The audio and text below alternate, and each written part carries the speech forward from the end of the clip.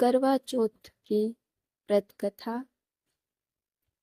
बहुत समय पहले की बात है। एक साहूकार के 7 बेटे और उनकी एक बहन करवा थी। सभी सातों भाई अपनी बहन से बहुत प्यार करते थे, यहाँ तक कि वे अब पहले उसे खाना खिलाते और बाद में स्वयं खाते थे।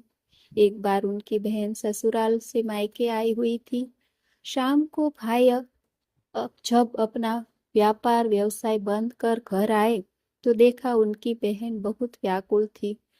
सभी भाई खाना खाने बैठे और अपनी बहन से भी खाने का आग्रह करने लगे, लेकिन बहन ने बताया कि उसका आज करवा चौथ का निर्जल व्रत है और वह खाना सिर्फ चंद्रमा को देखकर उसे अर्घ्य देकर ही खा सकती है।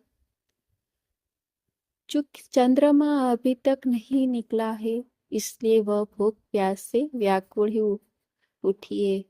सबसे छोटे भाई को अपनी बहन की हालत देखी नहीं जाती और वह दूर पीपल के पेड़ पर एक दीपक जलाकर छलनी की ओट में रख देता है।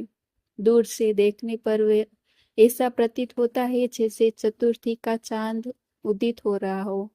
उसके बाद भाई अपनी बहन को बताता है कि चांद निकल आया है, तुम उसे अर्घ्य देने के बाद भोजन कर सकती हो।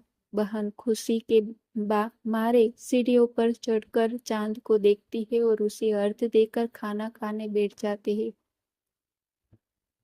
वह पहला टुकड़ा मुंह में डालती है और उसे छींक आ जाती है। दूसरा टुकड़ा डालती है और उसे बाल निकल आते हैं।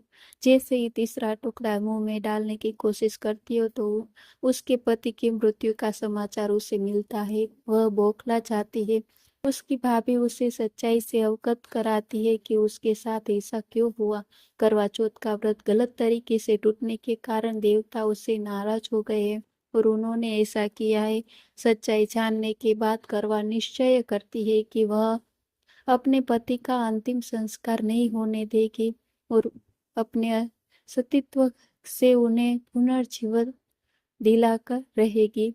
वह पूरे 1 साल तक अपने पति के शव के पास बैठी रहती है, उसकी देखभाल करती है। उसके ऊपर उगने वाली सुई नुमा घास को वह एकत्रित करती जाती है। 1 साल बाद फिर करवा चौथ का दिन आता है।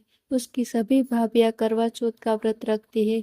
जब भाभियां उससे आशीर्वाद लेने जाती है तो वह प्रत्येक भाभी से यम सुई ले लो, पिय सुई दे दो, मुझे भी अपनी जैसी सुहागिन बना दो, ऐसा आग्रह करती है। लेकिन हर बार भाभी उसे अगली भाभी से आग्रह करने का कह चली जाती है। इस प्रकार जब 6ठे नंबर की भाभी आती है तो करवा उसे भी यह बात दोहराती है। यह भाभी उसे बताती है कि सबसे छोटे भाई की वजह से उसका व्रत टूटा था। अंत उसकी पत्नी में ही शक्ति है कि वह तुम्हारे पति को दोबारा जीवित कर सकती है। इसलिए जब वह आए तो तुम उसे पकड़ लेना और जब तक वह तुम्हारे पति को जिंदा न कर दे उसे नहीं छोड़ना। ऐसा कहकर वह चली जाती है।